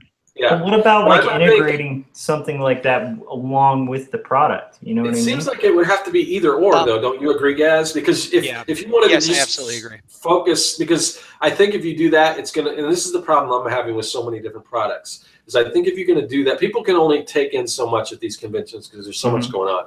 If Gaz set up, if he wanted to focus solely on doing commissions, I think if he set something like that up, I think he could be successful doing commissions. But if he wants to sell prints, if he wants to sell his comics, it's going to take away from that. I agree. As much as I talk about multitasking, he's right. It would be too far. Yeah. Yeah, that's interesting though, because like for me, I don't know which would be too far. They all seem too far. I've also seen setups, not very often, where there's like a video. So somebody will be drawing similar to what I would be doing with just the pad in front of me, but then there's like a camera on them, and then it projects to a monitor that you could see up top. That's pretty cool. And if I had the money and the ability to do that easily, I would, because then your whole setup is still the same, but from across the way, like, oh, look, somebody's drawing over there on the monitor, but it's raised. Smart. So it's, you know, but that's a money investment, and it's, you know, I struggle with wanting to downsize my setup. The last thing I want to do is add something like that. But I think it is a viable option for the type of thing you're talking about, where it wouldn't necessarily distract as much. Yeah, I was almost thinking for Scott too. I mean, like if you wanted to do convention or commissions, maybe not something that quite that extreme, but like maybe building like a little art table into your setup. You know, since you're so good with like building and fabricating things, you know? Yeah, I mean, that would be, you know, I would have to just go a whole different direction to decide that's the direction I wanted to go, and I don't necessarily know that's the case. I mean, I used to, like, I never did caricatures like Gaz did at like theme parks or anything, but I in the past, I did a lot of commissioned caricatures for companies, especially Christmas cards, where I would, you know, I started off the first art job I had, I did one of the Christmas card of all the employees, 20, 30 plus employees. Then I took that, and then when I went to my next job, I showed them that, and they said, "Oh, we'll do that." And then so I had all these samples that I could show people. And the only thing is, I never, and I still to this day, I don't like drawing like caricatures off of people like live, unless I'm in my sketchbook and I'm kind of sneakily doing it, you know. Yeah, but for commissions, not characters. Yeah, I always like to work off of photographs. Like if somebody wants me to do, I always, you know, if somebody came to, like when somebody wanted me to do the baby, well, they weren't just holding up that baby for a number of reasons. One, because the baby's not going to sit still. The other one is, you know, I just take a snapshot with my phone and then I use that. So that's how I would do it. Plus they can walk away or whatever. But I just prefer to have my reference, like for whatever reason, 2-dimensional, and that's how I would do all my caricatures.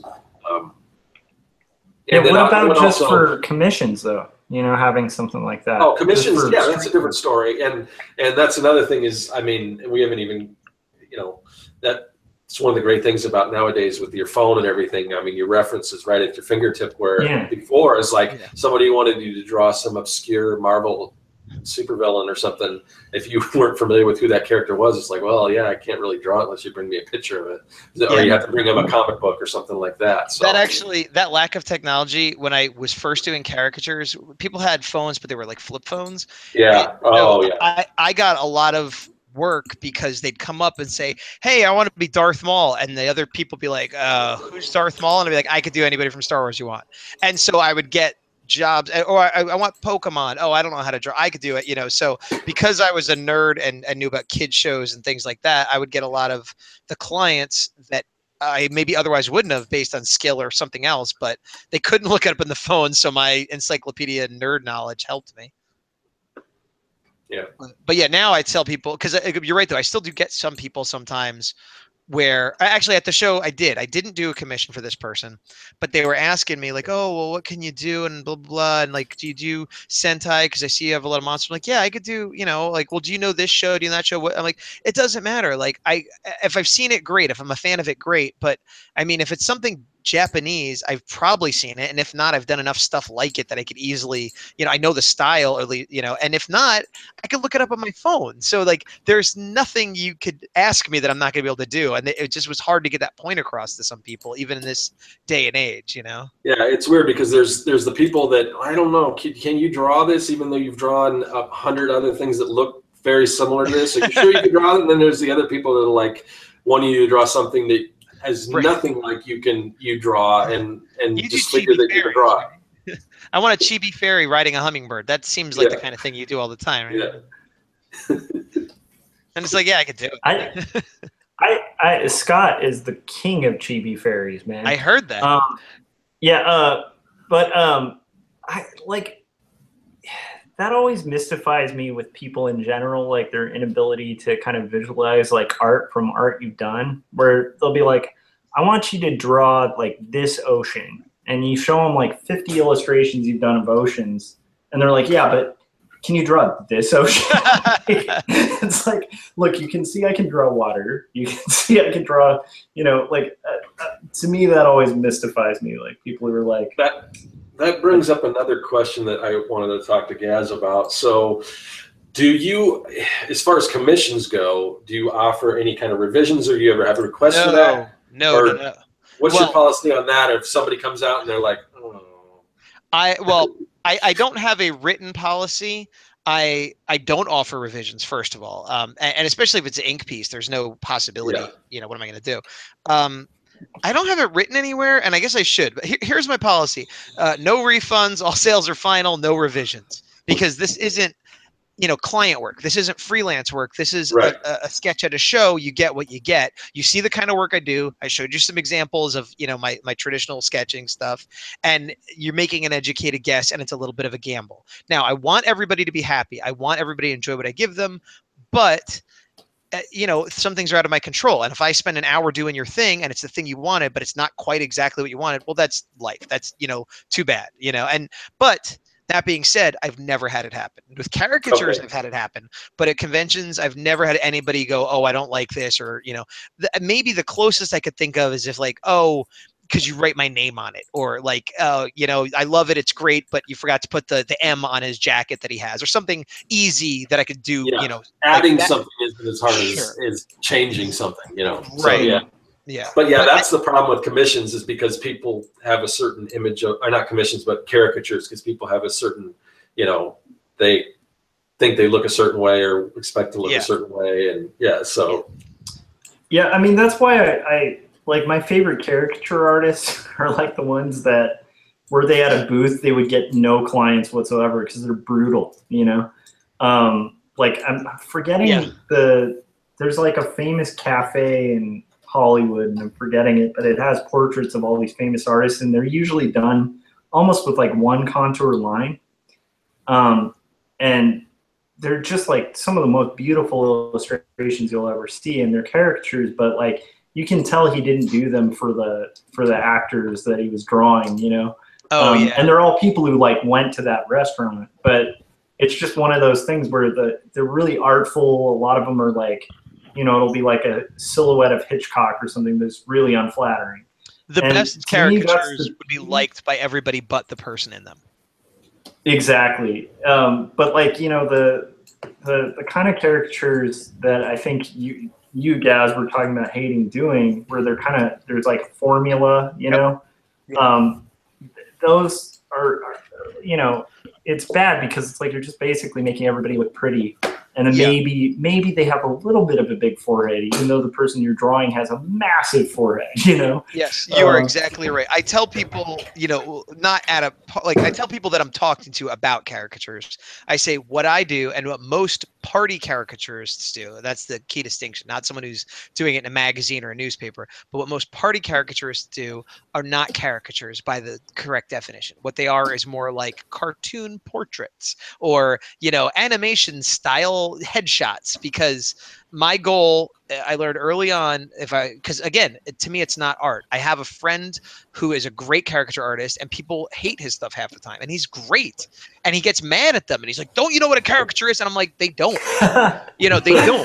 They want to look cute and have a good time, and I want to get paid and get invited to another job." So, and he would get mad because when we worked at Six Flags together, I would mess with people because worst case scenario, you lose one sale, you know. So I would do stuff sometimes like crazy, real caricature stuff. He's like, "I've seen you do nutty stuff, and now you're just making everybody look pretty." And I'm like, "Yeah, man, because they're giving me $150 to be here for an hour, and I want them to call me again next year."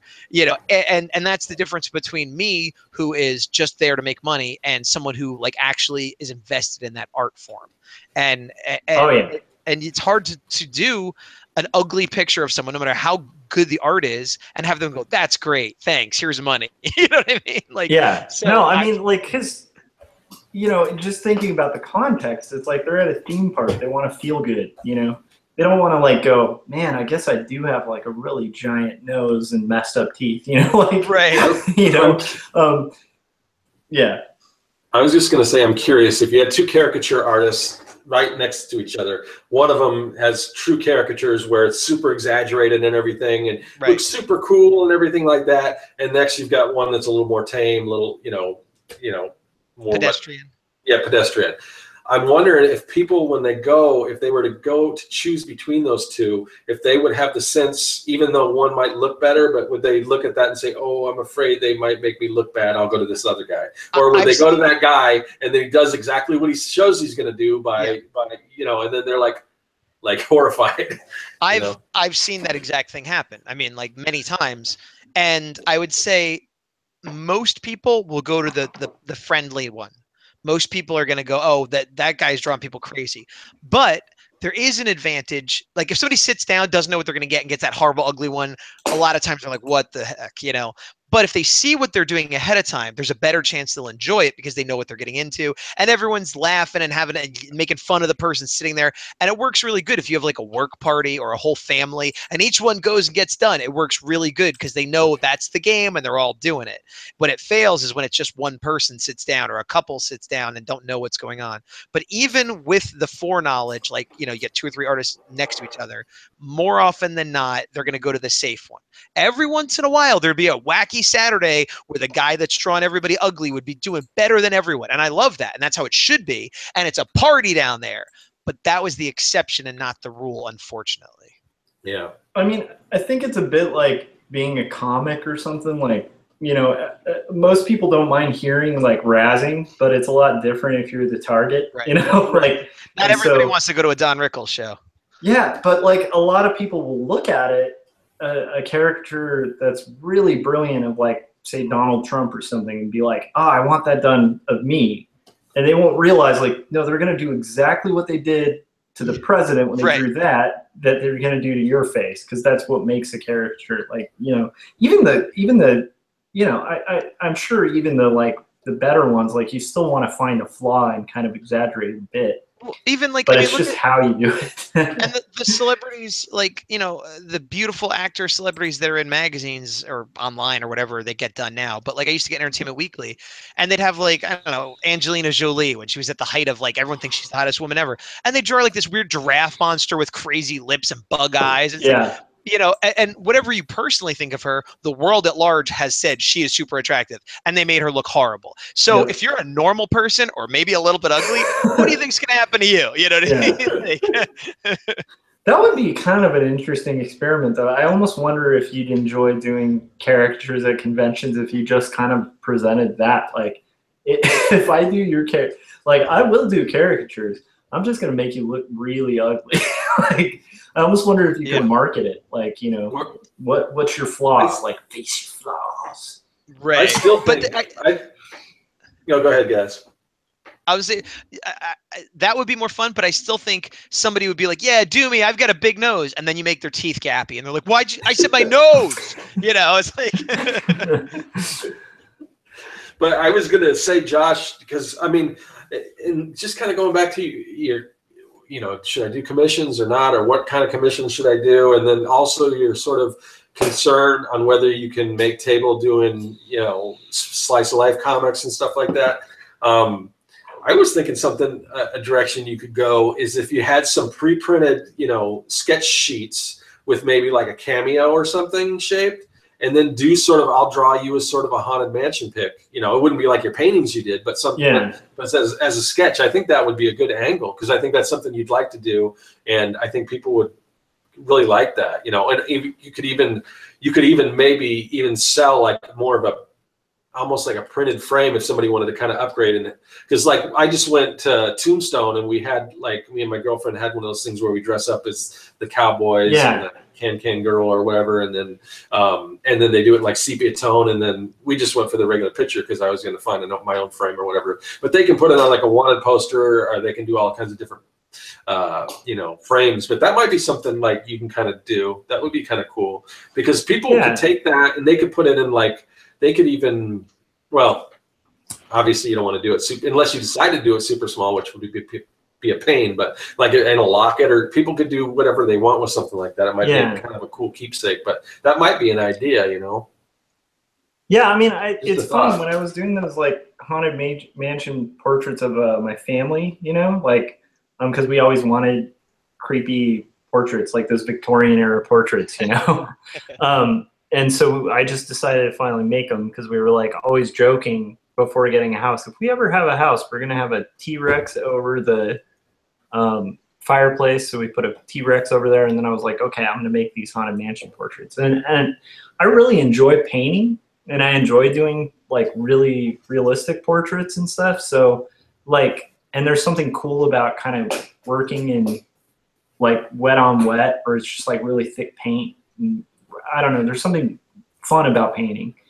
And so when I was doing them, I was like, this could be like a business. Like I could, get hauntedmansionportraits.com and just have people hire me to do this, and it would be a fun thing to do.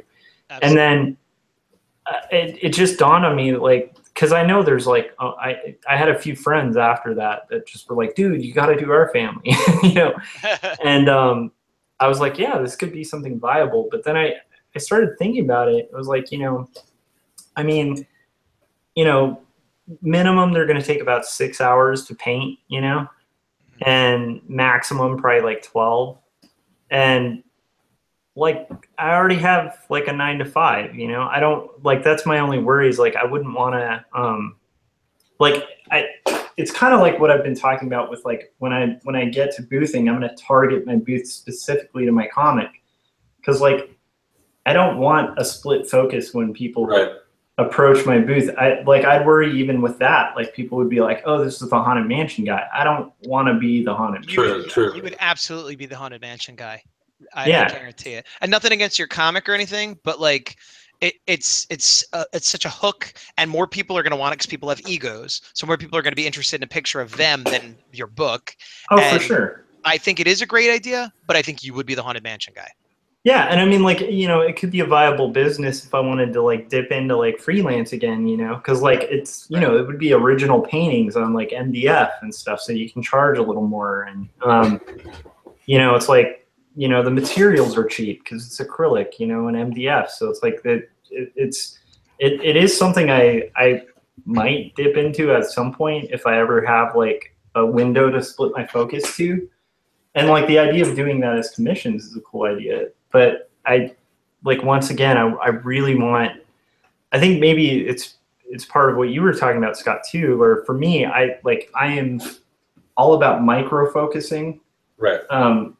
And by that, I mean, like, I can multitask, but the way I multitask most effectively is to like put everything into one miniature task at a time with a greater objective, And so, like, if I pile on too many of those things, I just can't accomplish anything. For me, I feel like a split focus is just that's my own thing, but it's like it feels like that would be another, like, a rabbit hole I could go down. Yeah. And it's tempting because it's fun. Like I said, when I painted those things, I really missed painting because that's something I spent years learning. And well, you could not take commissions at the show, but I have seen people who will paint at shows, like have a little mini easel. But to keep it on message, you could paint like a cover for your comic or a print or something related to your comic, but maybe not in the medium you normally do it. And then, you know, maybe you do something with it after, maybe you don't. But anybody that's like, oh, what are you painting? You'd be like, oh, this is my character so-and-so. It's the scene from this book. And it's a way to bring it back to your book. Yeah. And then, hey, if it leads to someone commissioning you to do a painting outside of the show that you feel like taking, great. If not, whatever. But it's a way to draw interest, keep yourself busy, and stay on message. Here's an idea. And this kind of reminds me of when we had Jeremy Burley on, how he'd slip like covers from his comic books in with his other artwork. So when people are looking through it, they'll look at, and he says, that's the cover of my comic, and he switches over to the comic. But because I assume the book, because you've got the little transitions, right, with the funny characters or the little alphabet thing. Yeah. Say if you did something, I'll draw you, you know, whatever letter of the alphabet your first name is, and have something to do with that, a little thing like that, and then you have some samples of those, and they're like, "What's that?" Well, this is what I do. You can see it's in the book. I kind of got this thing, and then so it all ties in, you know. Yeah, I mean it's all possible. It's funny because I'm still open. I'm just spitballing ideas, you know. Yeah, I'm gonna actually be spitballing it, because if there's a way I can tie it in where it draws focus to buy the book, then I'll be for it, you know. But like, I really am like 100% committed to the idea of like going and just approaching the book exactly how I'd want a publisher to, which is like, I mean, in the ideal situation, let's say you were published by like Simon & Schuster or something, you want to be the book that has the big cardboard display that's like center focus when you walk in the bookstore. You don't want to be the book like among like a billion books on the rack. Because like, you know, that's good marketing. And like everybody kind of daydreams about that. And for me, it was like a big light bulb moment of being like, I can be that. I can actually just make that. Like that can be my booth at a convention. Yeah. I don't need it to be on the shelf, you know?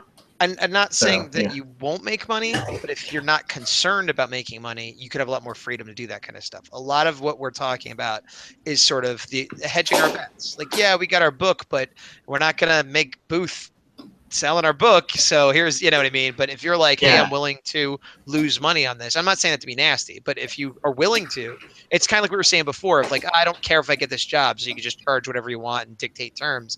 It's the same thing. Like if you're not going to that show to make money, you can kind of do whatever you want. You can have a freedom most people don't. Yeah, I mean, there's a mix. Like it's weird because like of course I want to make whatever I spend back. I'm not like well off enough to like lose a ton of money, you know. Like, but well, then you better do them damn commissions. But however, like, you know, there's that old adage which is like, you know, like you have to spend money to make money, and you know, you have to take risks to build a business. And to me, like to build a brand, this is my own thinking on it, and it could be wrong, but it's like I actually think I've been too like just like kind of similar to when I first started freelancing, I undercharged, and most of that was motivated by fear of losing a client. And what I ended up doing was screwing myself for like the first, you know, 3 months or whatever, where I was undercharging. And then what I found was when I actually started saying the rate that I deserved and that was industry standard, people would meet me there. And then the clients who didn't, like, it still didn't matter because I was making like more 4 times as much. Yeah, so if I got 1 client, I was making as much as if I got 5 before. And it was a better quality client too. Yeah, a much better quality client. And usually that would cut out the kind of client who's not going to pay for revisions and doesn't have a budget and doesn't know what they're getting into because they haven't hired a freelance illustrator. And so like the fear kind of became a stumbling block for me building my business in that example. And I feel like this is my own thought on my own career. I feel like I've actually put comics on the back burner, even at conventions that were for comics. Right. And I feel like I really need to actually take that risk multiple times. Like even if it means loss for like a year, I think that risk is kind of necessary because the guys that are doing the kind of niche things that I like to do, really they started building a brand. Like I look at like Shannon Wheeler, and that's a guy like, you know, people have multiple opinions about it. I love the guy because like he gave me a pull quote for my first book, and that was at a time where like nobody gave a crap who I was, you know. But if you go to like buy a Too Much Coffee Man booth, it is Too Much Coffee Man. It's like everything about it and the branding is Too Much Coffee Man. Now he extended it from there to other books, but the point being, like for like 10 or 15 years, he was the Too Much Coffee Man guy. Now here's my question, and I understand what you're saying, and I've seen other artists and other books that do that, and I like it, and I'm like, oh, I would like to do that. But I also often wonder, like, how much money are they making? Are they making booth? Are they making profit? And how long did it take? Because, and I don't know, maybe you know, but there's okay. I don't want to say the name. There's a kaiju book that is at least somewhat local to me because I've seen them at a few shows. The first time I saw it, I was like, oh my God, an independent kaiju book. And I picked it up, and at first I was very intimidated, but it was one of those things where the cover art was way better than the interior art. So I immediately was like, oh, good, I'm better than them. But that was so petty of me just then. I apologize. But my point is that their booth was very much like a big sign and the books and nothing else. And I'm like, that's awesome. I should do that. But every time I've seen them, and I've only seen them 2 or 3 times at various shows, it seems like they're just sitting there bored and nobody's looking, and they're like, I'm like, they can't be making money. And it's been a year or two, like, and I don't see them at every show, but I'm like, I can't imagine they're making money. And at what point do they say, oh, you know what, I better start selling some other stuff here or branch out? Like, I don't know the solution, because I like what they're doing. I like what you're saying, but I don't know how you make that not lose money, and how long you wait before you declare, okay, this isn't working. For, you know, like, what's the difference between believing yourself and deluding yourself? I don't know where that line is. Yeah, well, I mean, like, I think I'd have the same concerns, right? Like, you know, I think most artists' fear is being Ed Wood. I mean, some people might think of Ed Wood as a success because he did greenlight a lot of movies, but I mean, like, he was completely unaware that he was making terrible movies. And I love Ed Wood movies, but they are some of the worst movies ever made. And that's what's so kind of great about them. But like, nobody wants to be that guy who's like, you think you're making something brilliant, and you know, you're you know, you're your only fan, or like your mom loves your work or something, you know? So, you know, you also don't want to be that blind guy who's just shilling out money and losing money at every convention, you know? But you said something important. You draw your kaiju comic better. That was well. That's subjective too. That is subjective. You know what I mean? It wasn't. Yeah. I mean,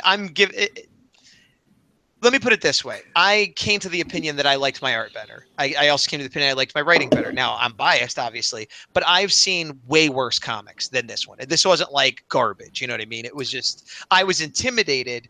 And then when I looked at it, I was no longer intimidated. Maybe that's a better way to put it. No, but that's okay. So you're looking at like two, I don't know, like you're a boxer or something, and you're looking at two like maybe not so pro fighters that got in the wrong ring. You know? I'm just my point being, like, I mean, one way is quality control. Make sure what you're making is good, and I don't think that's always so subjective.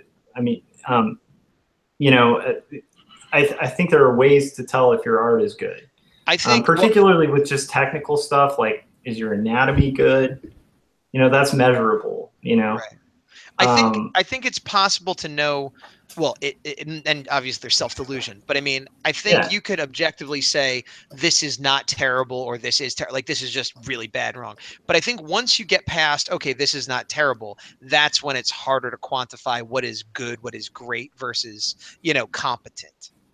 Yeah, and I agree with you. I just, like I said, I don't think, like, if you go to like New Orleans or something, you watch like one of those jazz musicians just rock on a guitar, you know, they know they're good. Right. They know it. They're playing. There's nothing cocky about it. They're good. They're skilled at their craft. They made something really good. And, you know, and most musicians would go in there and know they're good. A lot of those guys are like legends to other guitarists, you know? Right.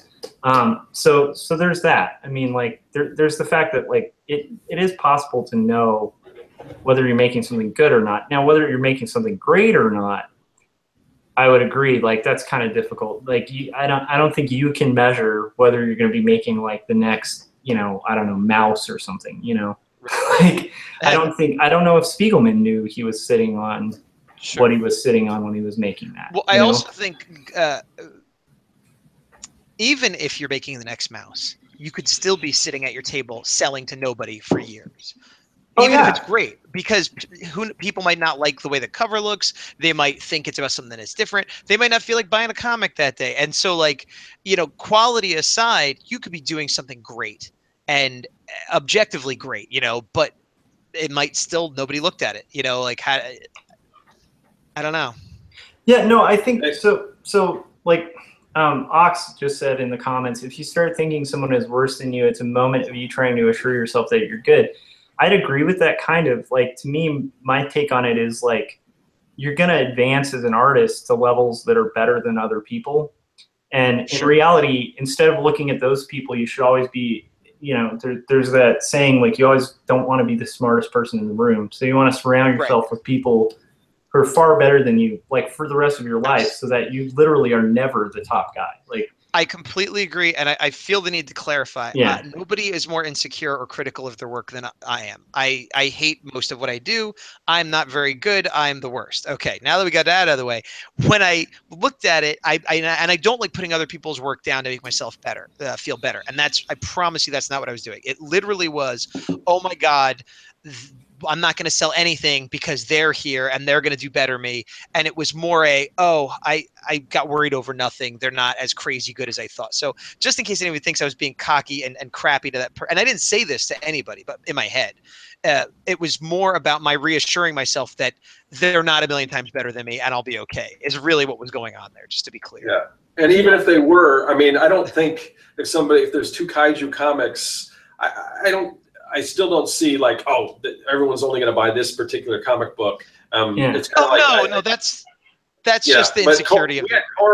We had Corey Kerr on, and he has a really good video on how art is not a zero-sum game and everything. But I think this whole topic right now, I think we've kind of shifted away. But I think just like the last time, I think this could be, this could be a whole other, topic that we could, next time we have Gaz on, we could kind of go into this again. So it seems like we always do this, but plus it's getting sort of close to wrapping up. But I definitely like this conversation, but I think we need to kind of break it off and continue it on another time. What do you guys think? I agree, but let me step back to commissions because there's two things I want to say real quick on that. One, I am at the point now where if somebody wants an original character, I'm going to start doubling my prices. I don't want to do that because I don't want to penalize people for being creative, but every single time I've done it, it ends up being way harder because they tell me the backstory and it's 6 paragraphs of their personal life and they describe everything in great detail and then this and that. So it ends up being a lot more work. So across the board, if people ask for original characters, I'm starting to double my prices. I totally agree with you. How do you explain? Do you explain that to the customer exactly how you explain it to us? A little bit nicer, but I'd say, listen, if I'm doing Superman, I either nobody looks like or I look up a picture and I don't have to think about it. What we're doing now, and this is how I phrase it, we're doing a little bit of a collaboration. You want me to like envision your character and take it seriously and give it more thought. That takes more time, more effort, and it's other commissions I can't do while I'm doing it. So if you want me to do a good job and do the best for your original character, I'm going to have to charge double. And if they don't like that, then they're whatever. Then I don't do it. But I still think. I think you should put that, like whatever signage you have. I think when you do that, you should put OCs and then put whatever your price is on that, just so they know going forward. But that makes total sense. And and definitely not in an Orange County show because they might be like, "What? I'm getting charged more." Well, it seems like a lot of people. I mean, if you are somebody that has your own character, you probably know what an OC is. The average person might not, but they're not going to be the same person that has an original character to show you. I'm guessing. I could be wrong. You can put original character. That's fine too. But it seems that's sort of a buzzword. A lot of people's, on YouTube, I see it all the time. I'm drawing an OC today. I'm drawing my OC or whatever. So I see it a lot too, especially with like younger people, and I guess older people are not going to be asking for that probably. Right. The other thing, real quick, regarding commissions, is we didn't talk about. erotic commissions, Oh yeah, I guess. that's the other thing. Yeah, because where do you draw the line? Because I was going to go into that, but I didn't know. Well, I mean, here's the thing. Yeah. I used to draw the line. I used to say this. I have no problem with nudity. I've been to art school. I've seen naked people. You know, I have no problem with nudity. I don't think that's obscene. But I don't want. So if you want a naked woman, a naked man, I have no problem doing that. But I don't want to depict graphic acts of sex in any way, shape, or form. Nudity, fine. Sex, no. That was my line, and not in life, but just in what I felt like drawing. I've since changed it to nothing remotely erotic or sexual at all, even if they have their clothes on. The reason being, yeah. I mean, yeah, the reason being, aside from the fact that it's not something I'm personally that interested in doing, that's not the reason though, because I was never that interested in doing it. But I'm like, all right, you know, I could draw whatever. I would get sex things anyway that sometimes had nudity, sometimes didn't, but they would be very specific fetishes. And I'm not judging anybody for anything as long as you're not hurting anyone. But it would just get uncomfortable, and not because I'm prudish and like, oh, you like feet. But that's not your weird. thing. It's not my thing. It's not my thing. And if they literally just said, hey, draw this fox woman with her feet out and, you know, a tight shirt or whatever, and left it at that, I probably would still be willing to do it. But it was never that. It was always a conversation about who this fox woman was and why she had special feet and why her shirt had to be tight because 6 years ago she washed it and her feet. And it would just be this whole thing of like, look, I don't mind. You can have your fetish, but I don't want to be in it with you. And it's kind of like with the original character thing, where I started charging more because they always wanted to bring me into the universe of their character. The difference is now I'm learning about this smuggler that's kind of like Han Solo, but he's a devil. Fine. I don't want to learn about your weird fetishes. And again, do it. Fine. If it makes you happy, great. I got my own weird stuff, but I'm not bringing you into it. You know what I mean? We all got our own stuff. I don't need to be part of it. So now I don't do anything remotely like that. Not because I think it's wrong or dirty, but because I don't want to have those conversations with people I barely know. Yeah, yeah. Oh, that's understandable. But there are a lot of other people that will do that. That's what they do. So they're not going to have a hard time finding somebody else to do it. So not at all. Yeah. Yeah. So, Sorry, just that reminds me of like one time I was super desperate for work because when you're freelance, it's feast and famine, right? And this was like one of those like 3-month famine periods where I'm just watching my account just shrink, you know? Right. And I got approached by this guy who like wanted me to draw porn comics. And I was so desperate for work. Like literally it was almost like being approached for porn when you're like poor. Where you're just like, maybe I should. So I was like, okay, well, what's your rate? You know? And he was like $200 a panel. And I was like, wow. Okay, I'm interested. Let me see the script.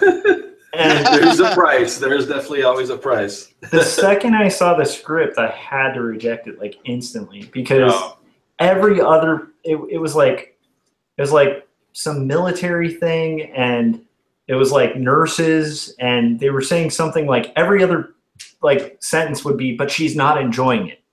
That kind of thing. It was the most sadistic kind of thing where I was just like, so this is just somebody's weird kind of like misogynistic kind of like beat up women kind of fantasy. And I just don't like, to me, so at that point, I that's the only time I came close to kind of drawing that. I mean, because the rate, like even now, that's pretty good rate for comics, you know. For a panel? Yeah. I mean, I don't think Marvel pays that much for a page. Yeah. Panel, that's crazy. And at that point, I didn't realize I really had standards for like what I would or wouldn't draw. And at that point, I was just like, hell yeah, I have standards. I'm not drawing that crap. Like, you couldn't pay me enough. Like, because it was just like, I was like, what would I do if somebody like read this and just got some creepy idea from it? Like, but it's funny. It's funny that because I never even thought of that because, like I said, I barely dipped into commissions, but I would imagine there's some interesting things you get asked to draw at conventions. Yep. Yeah. We could probably leave it at that. And so, anything else you guys want to leave that up to everyone's imagination? So Gaz, where can everyone find you? Well, you can find me on the internet. You can find me as Gazbot on Instagram, Facebook, YouTube, etc. I'll actually be doing another show in about 2 weeks, Merced Comic Con in California. And I'll be doing CambleCon in California, and I'll be doing MonsterCon in San Jose. And, you know, if you look at my Facebook, I got like 4 shows still coming up this year, which I can't believe because I said I was going to cut back on shows this year, and I did not. Stop by and get a commission from Gaz. Yes, ask for something erotic, but make sure you explain to me why it's an original erotic character. Yeah. He'll charge you extra for it. All right. Josh, where can everyone find you? Well, you guys can find me at Joshua Kemble on YouTube. Just search for Joshua Kemble with a K. And then you can also read my autobio comic at quarterlystories.com. And, you know, Gaz, we got to talk about this weird idea I have of a character I want you to draw. Double, triple. But I need to give you a backstory. Quadruple. There are cats. You're breaking up. You're breaking up. I can't hear you. All right. So as far as me, you know where to find me. You're on my channel on YouTube. Here's all my social stuff right there. You can find me in any of those places, except for the little Snapchat icon because I'm never on there anymore. That's old. I got to fix that. But let's see. What was I going to say? So yeah, we also have a newsletter. And if you aren't already subscribed to the newsletter, you might want to do that because the way this whole thing works is we go back and forth between me and Josh, and so you might not know exactly where we are at any given week, whose channel it's going to be on. But the way you do know that is if you sign up for a newsletter. And basically, it's not really a newsletter. We don't send out much news. We just let you know like 30 minutes before we go live where we're at. We send you the link and everything so you know where to find us. And you can find that link in the description of this video and click on there and subscribe to that. And that way you know where to find us. And we may have something different next week planned. I'm not sure. We're trying to organize some things, but so you definitely want to subscribe for that. I got to talk to Josh and some other people, but next week will be our 100th episode. Unless we can't get it organized, then it may be the following week, but we're shooting for next week. But just to let you guys know, yeah, our 100th episode. So that's super exciting. So we're looking forward to it. So thanks to everyone in the chat, and hopefully we'll see you next week. And viewers after the fact. Yes. Oh, yeah. I forget to mention that. So we'll see you next week for Artcasters 100. I love you.